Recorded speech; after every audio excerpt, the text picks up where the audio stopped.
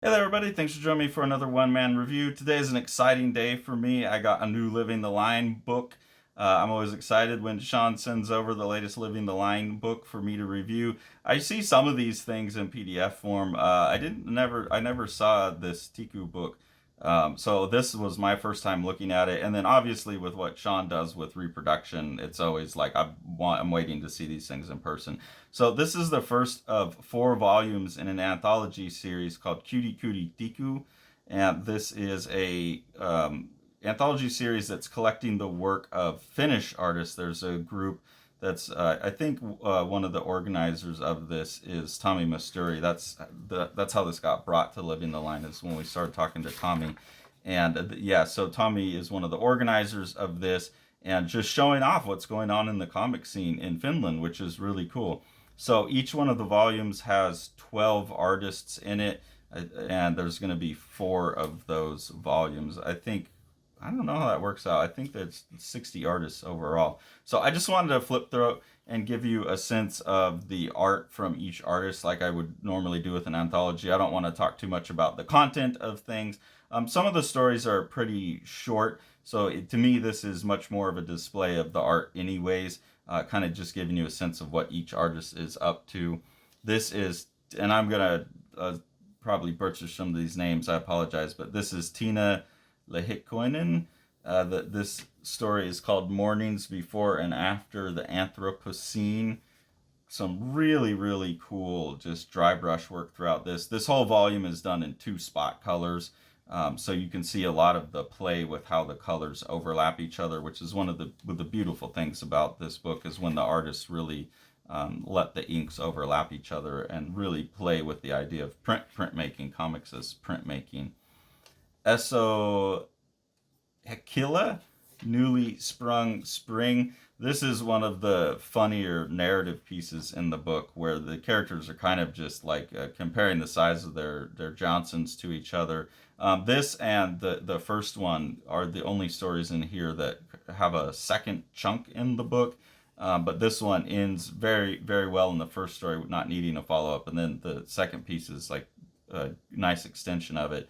But just like these guys, like showing their junk in public. I don't know what this character with the strange face is.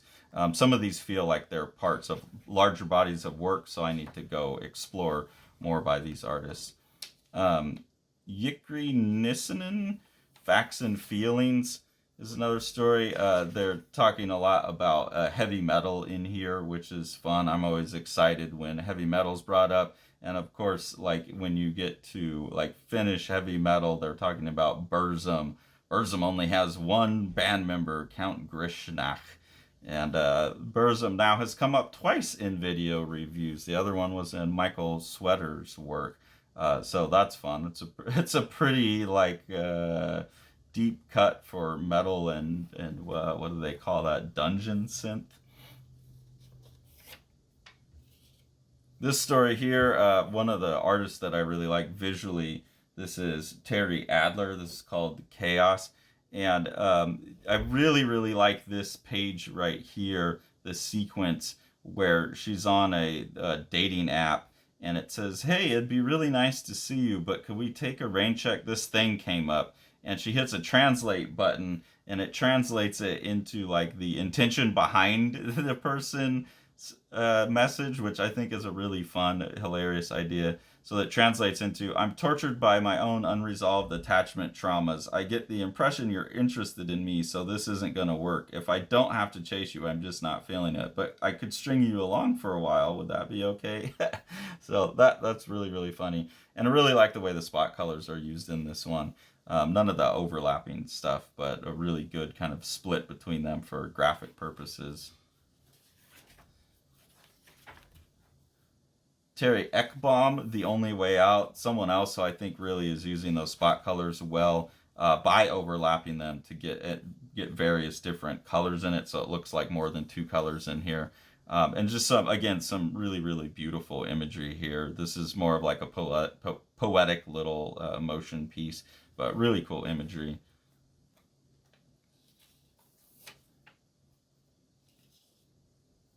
This piece is by Katja Ronkanen.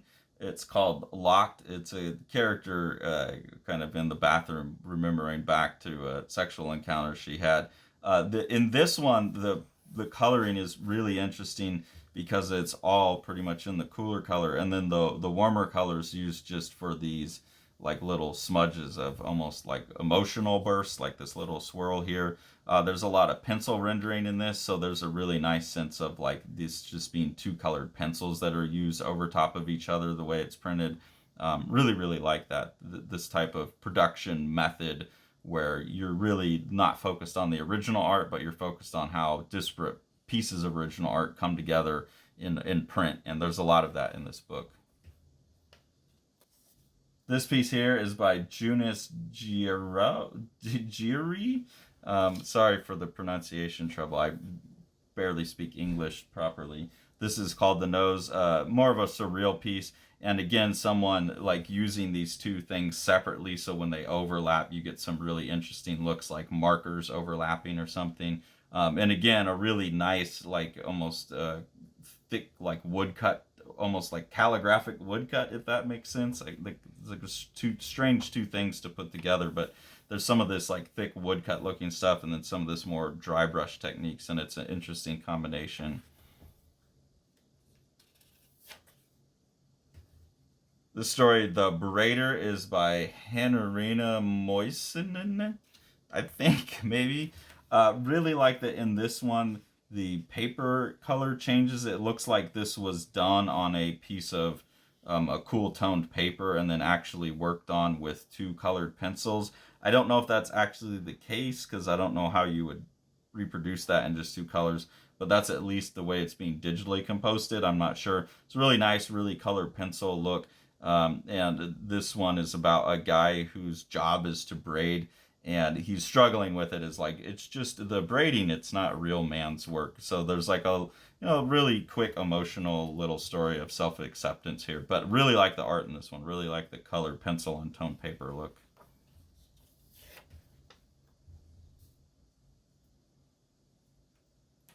Ivanda Jansone's The Schedule. You can tell that this is probably where some of the imagery for the eyeball on the front cover came from.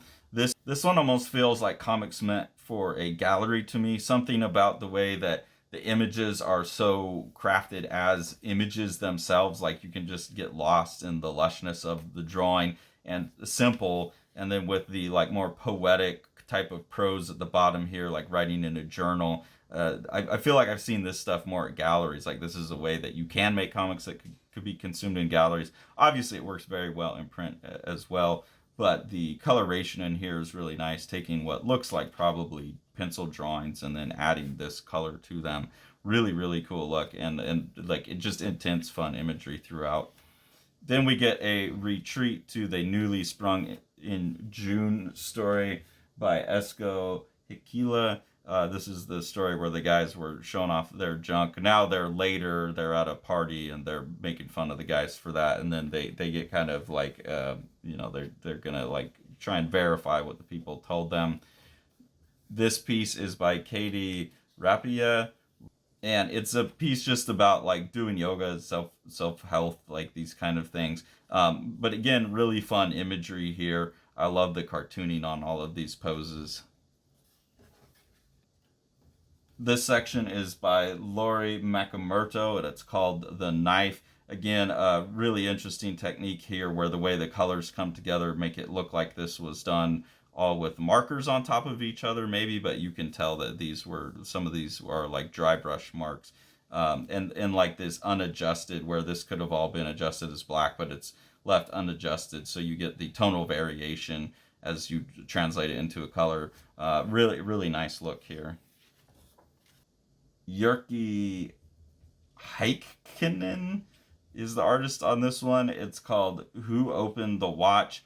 Again, some very like nice calligraphic brush work here in the cartooning, and some really cool moments where those brush marks are overlapping again, seeing the orange color through the bluish color. So really fun. Again, kind of a short one here. It's more of just a display of the artist styles. But that's what I like about these anthologies, is it can really give me a quick peek at an artist, and then I can go follow up on social media and see what else they do, what other projects they've had. And there's so many artists in this book that I'm enjoying. And then back to Tiina Lehikoinen's Mornings, and again, that kind of overlap of this dry brush, scrambly ink work in two tones over top of each other. It's just a beautiful look. So really visually pleasing book. Some of the stories are like pretty throwaway, I would say, but there's some of them that are like nice self-contained little, nuggets that you can latch onto. It's really got me like hungry for the rest of this series. I'm not sure why they're doing them in 4 different books. This is a project I haven't talked to Sean much about, but it's a really cool series, and I know that I think all 4 of them have already come out in the Finnish versions, and I'm not sure what the release schedule will be for this in English. So really enjoyed this book, really excited for the next 3 volumes that will be coming out of Cutie Cutie Tihku. You definitely got to get yourself a copy of this and check out what's going on in Finland. There's a whole bunch of great comic artists over there, and this is a way to first dip your toes into the water of Finnish comics. So hit up Living the Line store and get yourself a copy.